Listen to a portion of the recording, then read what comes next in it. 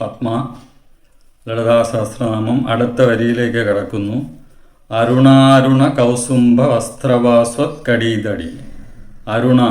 അരുണമെന്നാൽ അരുണ നിറം നമുക്കറിയാം. ചുവന്നു തുടുത്ത ആ സൂര്യൻ്റെ ആദ്യത്തെ നിറമാണ് റെഡിഷ് ബ്രൗൺ എന്ന് പറയുന്ന. പിന്നൊരർത്ഥം സൂര്യഭഗവാന്റെ തേരാളി, സാരഥി എന്നൊരർത്ഥവും കൂടി ഉണ്ട്. അതായത് പ്രകാശത്തെ നയിക്കുന്ന നിറം. അതാണ്. എന്തിനാണ് 2 തവണ? അതായത് പ്രതലത്തിൽ മാത്രമല്ല, ആഴത്തിലേക്ക് ഇറങ്ങി അതിൻ്റെ ഇൻറ്റൻസിറ്റിയും ഇമോഷനെയും നമ്മളിലേക്ക് എത്തിക്കാൻ വേണ്ടിയാണ് 2 തവണ ഉറപ്പിച്ച് പറയുന്നത് അരുണ കൗസുംഭ. കൗസുംഭ എന്നാൽ ഒരുതരം പൂവാണ്, അതായത് പ്രകൃതി എന്നുള്ള രീതിയിൽ. ഫേക്ക് ഡൈ എന്നാണ് പറയുന്നത്. അതായത് കുങ്കുമപ്പൂ, ആ കുങ്കുമ നിറത്തിനെ ഫേക്കായിട്ടൊരു ചായം പൂശാൻ ഉപയോഗിക്കുന്ന പൂവാണ്. അപ്പോൾ നമ്മളുടേതായ പരിമിതമായ ബുദ്ധിയുടെ ചായം പൂശലോ നിറം ചേർക്കലോ ഇവിടെ ആവശ്യമേ ഇല്ല എന്ന് വ്യക്തമായിട്ട് 2 തവണ ഉറപ്പിച്ച് പറയുകയാണ്. എവിടെ, എങ്ങനെയാണത്? വസ്ത്രമെന്നാൽ മേലാട, ആത്മാവ്, ശരീരം എന്നുള്ള അർത്ഥത്തിൽ എടുക്കണം. ഭാസ്വത് കടീതടി, ഭാസുരമായ സ്വത്വത്തിൽ, അതായത് ആത്മാവിൽ, നമ്മുടെ ഉള്ളിൽ. കടീതടി, അമ്മയുടെ കടീതടി. അമ്മയുടെ കടീതടി എന്നാൽ 2 ചക്രങ്ങളടങ്ങുന്ന ഇടമാണ് കടീതടി. അതായത് ഹിപ്പാണ് ഉദ്ദേശിക്കുന്നത്. ഹിപ്പും വേസ്റ്റും, ഇടുപ്പുകൾ. അതായത് ചക്രങ്ങൾ അലൈൻ ചെയ്യപ്പെട്ട മൂലാധാരവും സ്വാധിഷ്ഠാനവും എന്നീ 2 ചക്രങ്ങൾ ഉൾപ്പെട്ട ആ ഇടം, അതാണ് കടീതടി. അപ്പോൾ അത് ഉള്ളിലാണ് എന്നർത്ഥം. എന്നാൽ പുറമേ അതെങ്ങനെയാണ് എത്തുന്നത്? രത്നകിങ്കിണികാരമ്യ രശനാദാമഭൂഷിത. രത്നകിങ്കിണികാരമ്യ, വില കൂടിയ അമൂല്യങ്ങളായ രത്നങ്ങളടങ്ങിയ കിങ്കിണിക, അതായത് the priceless diamonds with the tiny tingling bells. ചെറിയ മണികൾ, അതായത് നമ്മുടെ ചക്രങ്ങൾ. പുറത്തെങ്ങനെയാണത്?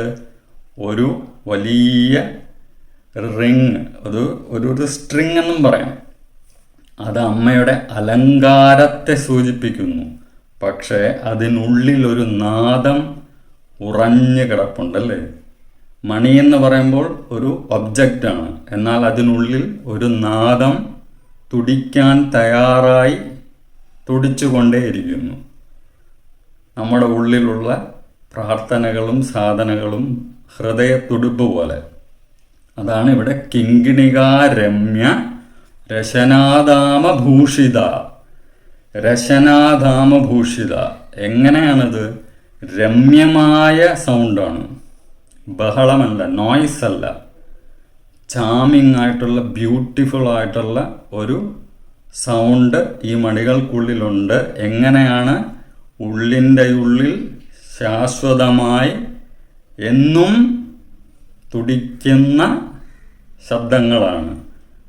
ദ ഓർണമെൻറ്റഡ് വേസ്റ്റ്, അമ്മയുടെ ഓർണമെൻറ്റഡ് ആയിട്ടുള്ള വേസ്റ്റ്, അതായത് അലങ്കരിക്കപ്പെട്ട അമ്മയുടെ ഇടുപ്പിൻ്റെ ഭാഗം ഒരു സ്ട്രിങ്, ഒരു ത്രെഡായിട്ട് അലങ്കരിക്കപ്പെട്ടിരിക്കുകയാണ്. രശനാദാമഭൂഷിത, അതായത് മൂലാധാരവും സ്വാധിഷ്ഠാനവും അടങ്ങിയ നമ്മളുടെ തുടിക്കുന്ന ചക്രങ്ങൾ അമ്മയുടെ ഇടുപ്പിൻ്റെ, അമ്മയുടെ ആ മൂലാധാര സ്വാധിഷ്ഠാന ഭാഗത്ത് തുടിക്കുന്ന ശബ്ദങ്ങളായിട്ടുണ്ട്.